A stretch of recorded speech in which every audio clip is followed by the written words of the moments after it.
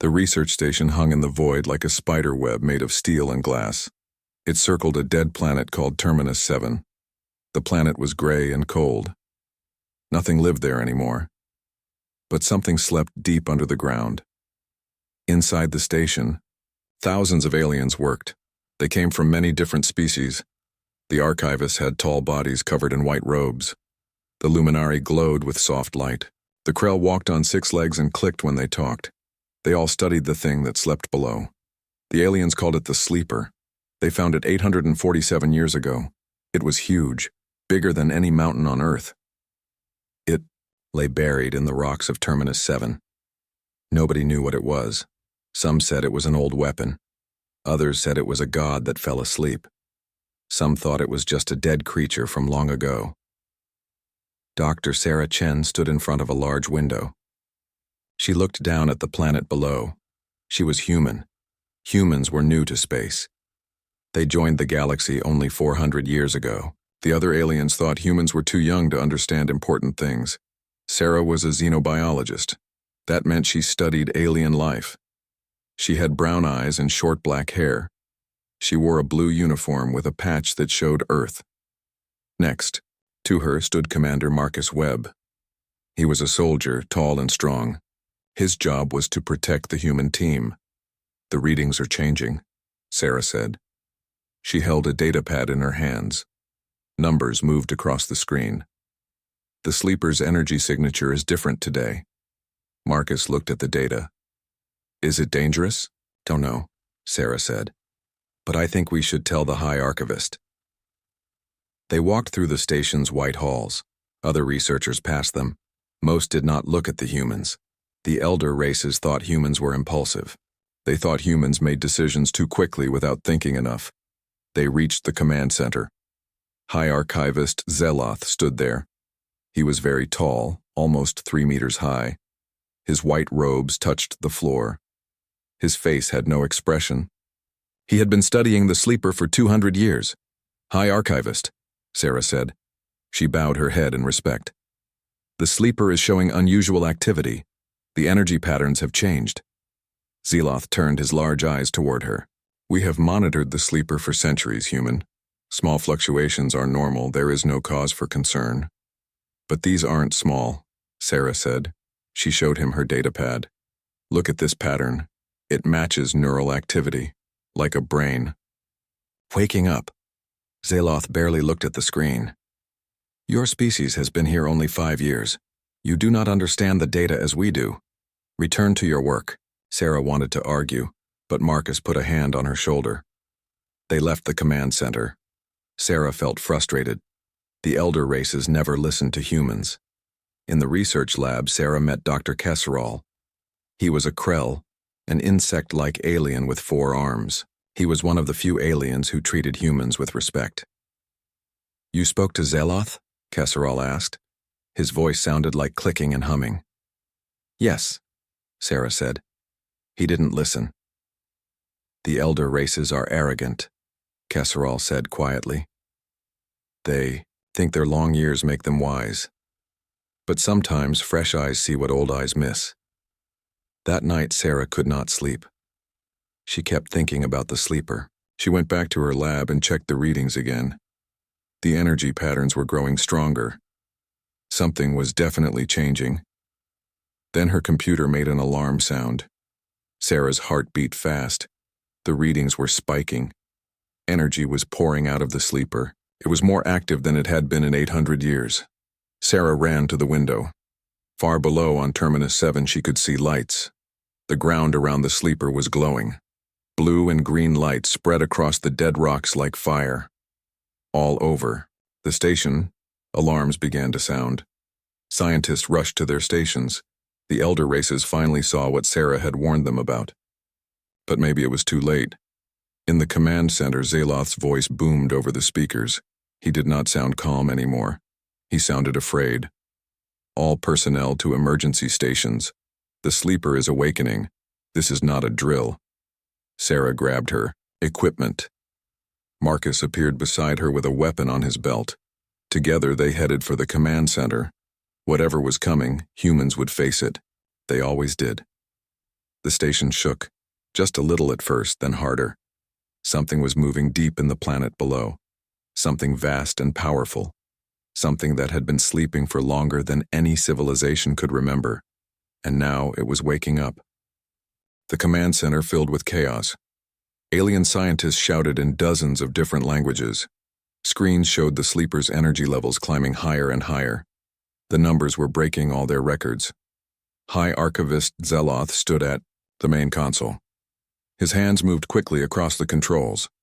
For the first time since Sarah met him, he looked worried. "Activate containment protocols," Zeloth commanded. All of them. Throughout the station, old machines came to life. The elder races built them 600 years ago. Energy fields spread out from the station toward the planet. They were meant to hold the sleeper if it ever woke up. Sarah watched. The screens. The containment fields touched the sleeper. For a moment, nothing happened. Then the sleeper pulsed with light. The containment fields shattered like glass. "The protocols are failing," a luminary scientist said. Her glowing body flickered with fear. Marcus stepped forward. "We should evacuate. Get everyone off the station while we still can." Zeloth turned to him sharply. "Evacuate? We have studied this entity for centuries. We are not running away like frightened children." "Sometimes running is the smart choice," Marcus said calmly. "Humans," Zeloth said with disgust, "always thinking of retreat. This is why your species will never achieve greatness." Before Marcus could reply, the station shook violently. People fell to the floor, screens went dark, then flickered back to life. On Terminus 7, the ground was splitting open. The sleeper was rising. What they thought were mountains began to move. What they thought were valleys began to shift. The entire surface of Terminus 7 was the sleeper's body. They had been studying just a tiny part of it. The creature was as big as the whole planet. "By the ancient stars," Kesserol whispered. His forearms trembled. Then the sleeper opened its eyes. Thousands of them. They covered the planet's surface like stars in the sky. Each eye was kilometers wide. They glowed with blue light. Sarah felt something touch her mind. It was not words. It was not thoughts. It was pure consciousness, vast and old and confused. The sleeper was trying to understand what it was seeing. All around her, aliens began to fall. The luminari collapsed first, their lights going dark. The archivists clutched their heads and screamed. The Krell froze like statues. Their minds could not handle the sleeper's mental touch. Sarah's head hurt terribly. She felt dizzy and sick, but she stayed standing. Next to her, Marcus grunted, in pain but did not fall. Around the command center, other humans struggled but remained conscious. The elder races had rigid minds. Their thoughts followed strict patterns. They had evolved to think in specific ways. When the sleeper touched their minds, those patterns broke. Their brains could not adapt fast enough, but human minds were different. Humans evolved dealing with chaos and change. Their brains could handle contradictions and confusion. When the sleeper's consciousness pushed against their thoughts, human minds bent but did not break. "Sarah." Marcus grabbed her arm. "What's happening?" "It's trying to communicate," Sarah gasped. "But it doesn't know how. It's hurting them without meaning to." The mental pressure grew stronger. More aliens fell unconscious. Some began to bleed from their eyes and ears. The sleeper's confusion was killing them. Marcus activated his communicator. "All human personnel, this is Commander Webb. Evacuation order. Get to the escape pods. Help any conscious aliens you can carry." Throughout the station, humans moved into action. They were not the strongest species. They were not the smartest. But they could adapt. While other species lay helpless, humans worked. Sarah helped Kesserol to his feet. The Krell was barely conscious. His forearms hung limp. She and two other humans carried him toward the docking bay. In the engineering section, human technicians worked frantically. They pulled apart medical equipment and communications devices. They were building something new. Neural dampeners, devices to block the sleeper's mental signal. It was crude work. They were inventing as they went, using parts that were not meant to work together. But it was working. When they put the dampeners on, the pain in their heads lessened. The humans made more dampeners and placed them on the unconscious aliens. Some of the aliens began to wake up. Not all of them. Some had been hurt too badly, but it was a start. In the command center, Sarah looked at a timer on the wall.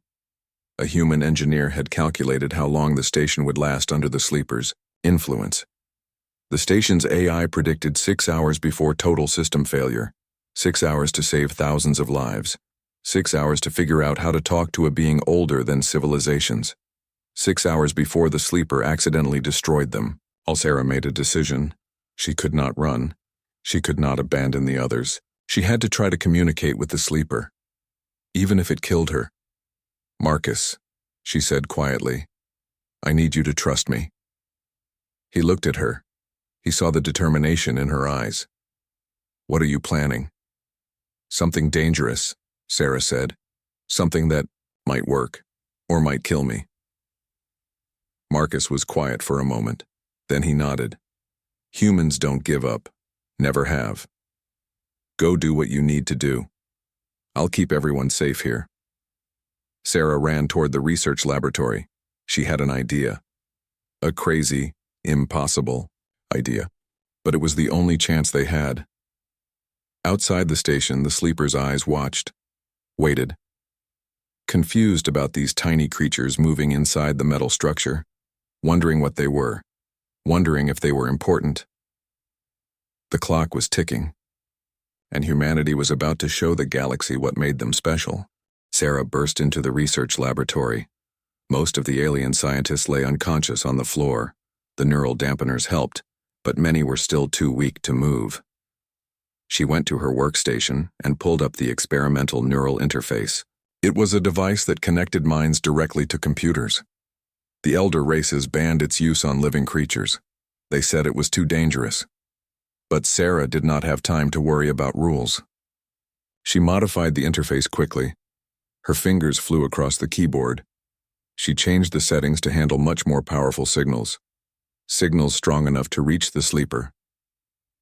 "This could kill me," she thought. "The interface might burn out, my brain. But if I do nothing, everyone dies anyway."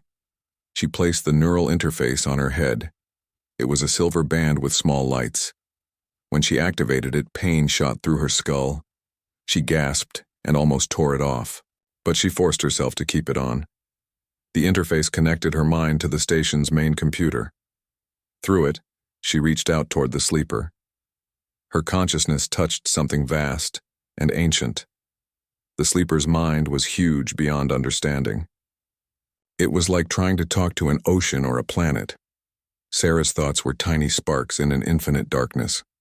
She felt the sleeper notice her. Its attention focused on her like a spotlight. The pressure on her mind increased. Sarah screamed but did not let go. In the command center, Marcus saw Sarah's vital signs on a screen. Her heart was racing. Her brain activity was off the charts. He started to run toward the laboratory. But Kesseral, who had recovered slightly, grabbed Marcus with one of his forearms.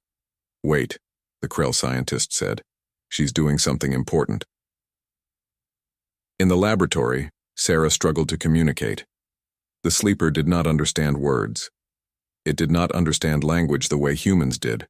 It was too different, too old. It existed before words were invented, so Sarah tried something else. She sent images, memories. She showed the sleeper pictures from her own mind, a human child playing, a mother holding a baby, friends laughing together, simple things, universal things. The sleeper's confusion lessened. It was beginning to understand that these tiny creatures were alive. They were not just particles moving randomly. They had thoughts. They had feelings. Sarah sent more images. She showed Earth from space, beautiful and blue. She showed cities full of lights. She showed art and music and stories. Everything that made humanity special. Then she did something the elder races never tried. She sent the sleeper music, a simple melody, a lullaby her mother sang to her when she was small. The sleeper stopped. The pressure on all their minds suddenly decreased.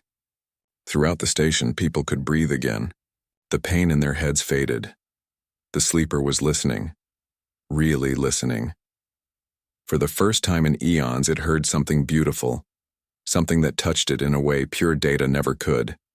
Sarah felt emotions flowing from the sleeper.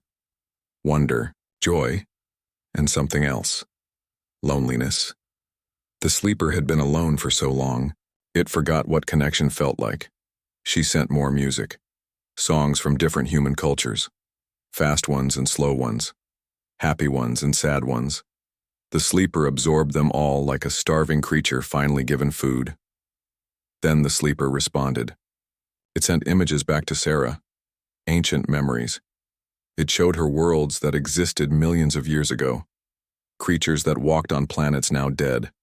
Civilizations that rose and fell before humans even existed. The sleeper was old.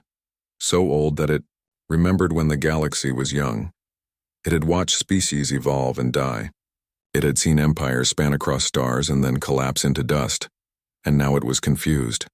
It went to sleep when the galaxy was one way.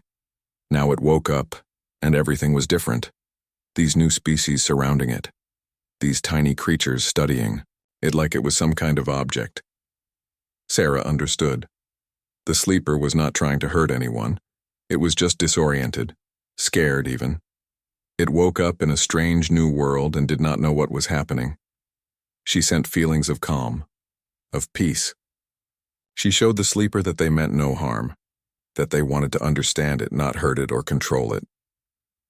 The sleeper's presence in her mind softened. It was learning, understanding that communication could be gentle, that connection did not have to be overwhelming. Sarah felt exhausted. Blood dripped from her nose. The neural interface was burning hot against her skin. She could not maintain this connection much longer. But she had done it. She made contact. She opened a door between humanity and something older than stars. Now others could follow through that door. In the command center, screens showed something amazing. The sleeper's energy levels were stabilizing. It was calming down. The threat to the station was decreasing. Zeloth stared at the screens in disbelief. The human did it, he whispered. She actually communicated with it. Meanwhile, outside the station, alien warships were arriving. The Galactic Council had sent a fleet. They came to destroy Terminus 7 and the sleeper if necessary. They were ready to sacrifice the station to protect the galaxy. Marcus saw them on the sensors. His face went pale. Sarah, he said into his communicator, we have a new problem, a big one. Sarah barely heard him. She was deep in communion with the sleeper, learning its true nature, understanding what it really was, and what she learned changed everything. The sleeper was not a creature. It was not a weapon. It was something far more important.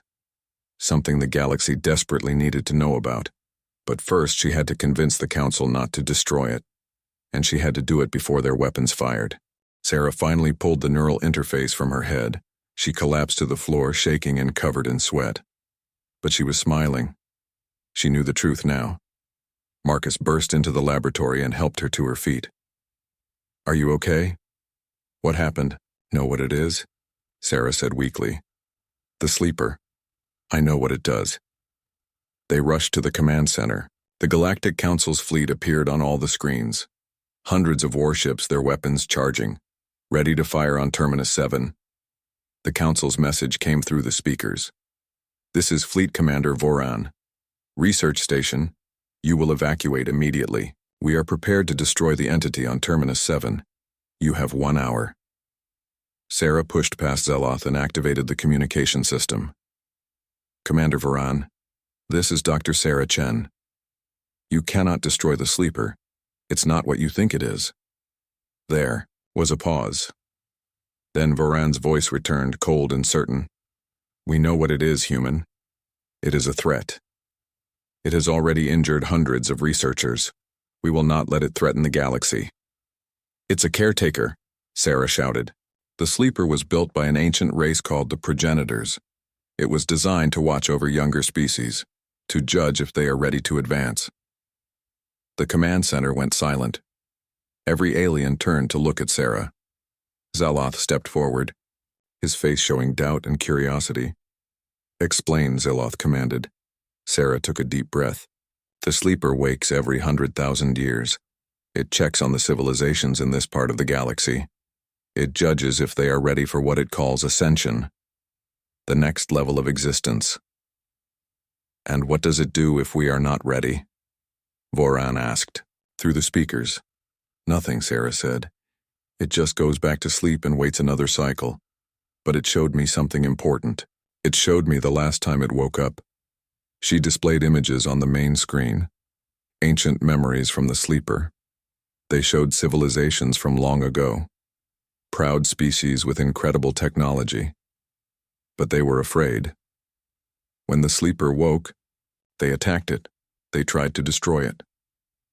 "The sleeper defended itself," Sarah continued. "But it was sad. Those species failed the test. Not because they were weak, but because they responded with fear and violence instead of curiosity and communication." Kesseral moved closer to the screen. His forearms trembled with excitement. "Then what happened to those species? They destroyed themselves," Sarah said quietly. "Not all at once, but over thousands of years. They became more fearful, more violent. They turned on each other. Eventually, they fell apart." Zeloth looked at the images of dead civilizations. His expression changed. For the first time, he looked uncertain. "And what about us? Did we pass the test?" "No," Sarah said. "The elder races failed. The sleeper told me. 800 years ago, when you found it, it was already awake. It was waiting to see what you would do." She brought up more images. "What you did, you trapped it, studied it like an object. For centuries, the sleeper waited for someone to try talking to it. But you only poked and measured and analyzed." The command center was completely silent now. The elder races realized what Sarah was saying. They had failed a test they did not even know they were taking. "But then humans arrived," Sarah continued. "We were new, curious. When the sleeper fully woke, we were the ones who tried to understand it. We approached it with wonder instead of fear. We used art and music and emotion to connect with it." "You're saying humans passed the test?" Voran asked. His voice was skeptical. Sarah nodded. "The sleeper told me. Humanity did what other species could not. We saw something unknown, and our first instinct was to communicate, to connect, not to control or destroy." Zeloth stared at her for a long moment. Then he spoke, his voice quiet. "All our centuries of study, all our advanced knowledge. And we learned nothing. A species only 400 years in space teaches us wisdom. The sleeper is offering us a choice," Sarah said. She looked around at all the faces in the command center. "It can leave, go back to sleep and return in another 100,000 years. Or it can share its knowledge with us, the progenitor's technology, ways to transcend our current limitations." "What's the catch?" Marcus asked. He was a soldier. He knew nothing came free. "The knowledge is dangerous," Sarah said. "The progenitors used it to create things like the sleeper, but they also used it to destroy themselves. The sleeper warns that we are not ready, but it will share the knowledge if we accept the risk." "What do you recommend, Dr. Chen?" Voran asked. Sarah thought about it. She remembered something uniquely human: freedom of choice. "Individual rights. Let each species decide for themselves," she said. "Don't force everyone to make the same choice. Let each civilization decide if they want the knowledge or not." The sleeper had never considered this before. In previous cycles, civilizations made single unified choices. They demanded everyone follow the same path. But humanity suggested something different: diversity, individual freedom. Sarah felt the sleeper's attention focus on her again. But this time it was gentle, respectful. The ancient being was learning from humanity, learning that wisdom was not about control. It was about allowing choice. "Commander Voran," Zeloth said slowly, "lower your weapons. The human is right. We need to discuss this. All of us. Together." The warships powered down their weapons. The immediate threat passed. But now came the hard part. The galaxy had to decide what kind of future it wanted, and humanity had shown them a new way to think about that choice. 3 months passed. The research station was now filled with representatives from every major species in the galaxy. The Galactic Council met in emergency session. They had to decide about the sleeper's offer. Sarah recovered from her ordeal. The neural interface left her with headaches that came and went. But she could still communicate with the sleeper. She became the bridge between the ancient being and the younger races. The elder races struggled with what happened. For centuries, they believed they were the wisest species, the most advanced. But humans showed them their blind spots. Their arrogance had made them miss what was most important. While the council debated, Sarah did something else. She worked with human artists, musicians, and writers. Together, they created something special. They made a record of the sleeper's story. Not dry scientific reports, but real stories that everyone could understand. They created songs about the ancient progenitors, paintings showing the sleeper's long sleep, stories about the civilizations that came before. They made the knowledge accessible, beautiful, emotional. The elder races watched this with fascination. They had always hoarded knowledge, kept it locked in databases and libraries. Only experts could access it. But humans were sharing everything, freely, making it available to all. One day Zeloth came to Sarah in her laboratory. He moved slowly like he was carrying a heavy weight. "I owe you an apology," he said. His voice was soft. "I dismissed you. I thought humans were too young to understand. But you understood what we could not." Sarah smiled at him. "We just had fresh eyes. Sometimes being new is an advantage. We don't carry old assumptions."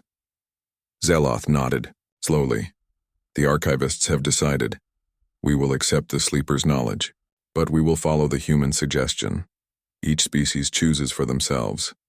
The decision was made. The sleeper shared its gift. But it did not force anyone to take it. Some species eagerly accepted the progenitor technology. Others declined, saying they were not ready. Both choices were respected. The sleeper gave humanity a special role. They became the interpreters.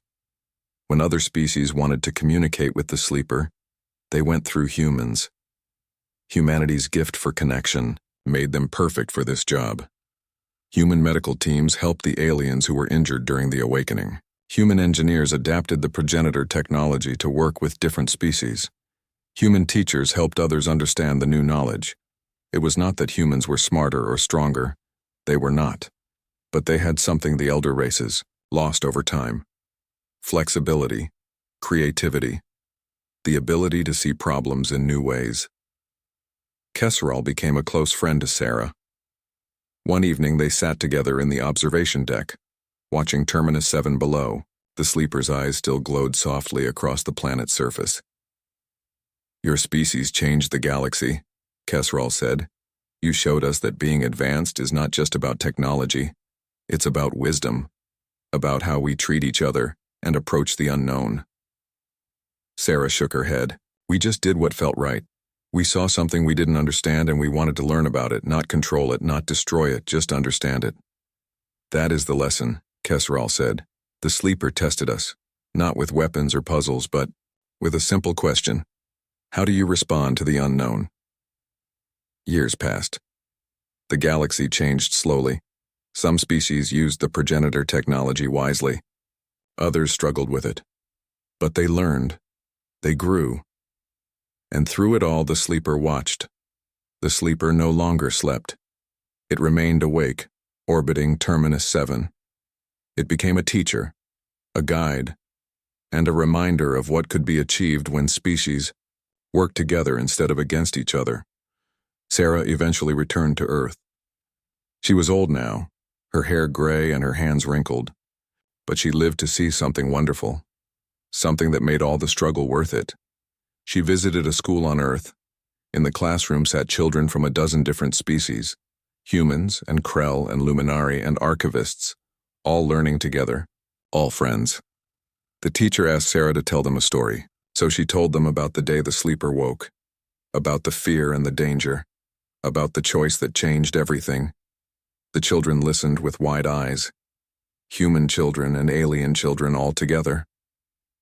When she finished, a small human girl raised her hand. "Dr. Chen," the girl asked, "why were humans the ones who could talk to the sleeper?" Sarah smiled. She thought about all the years, all the struggles, all the times humans were told they were too young, too impulsive, too chaotic. "Because we never stopped being curious," Sarah said. "We never stopped asking questions. We never stopped believing that different things could work together. Our chaos was actually our strength." She looked at all the children, human and alien alike. "And that's the real lesson. Don't be afraid of being different. Don't be afraid of not knowing everything. The unknown is not your enemy. It's your greatest adventure." That night, Sarah stood in her garden and looked up at the stars. Somewhere out there, the sleeper watched over the galaxy. And somewhere out there, humans and aliens worked together, building a future none of them could have imagined alone. She thought about the title some historian gave to this era, the Age of Awakening, not just because the sleeper woke, but because the galaxy woke too. They woke to new possibilities, new ways of thinking, new hopes for what they could become together. Humanity did not conquer the galaxy with weapons. They did not dominate with technology.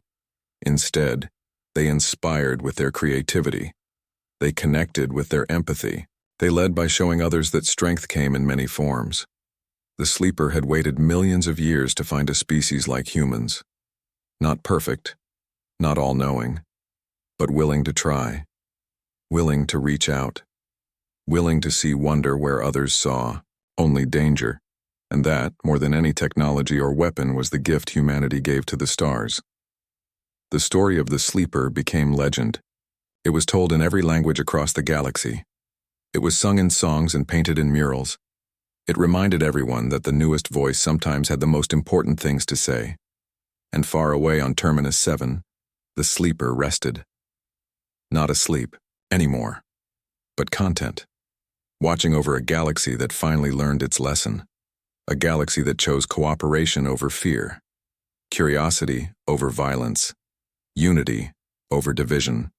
Thanks to humanity, thanks to their chaos and creativity, thanks to their refusal to give up or give in, the stars had never shone brighter.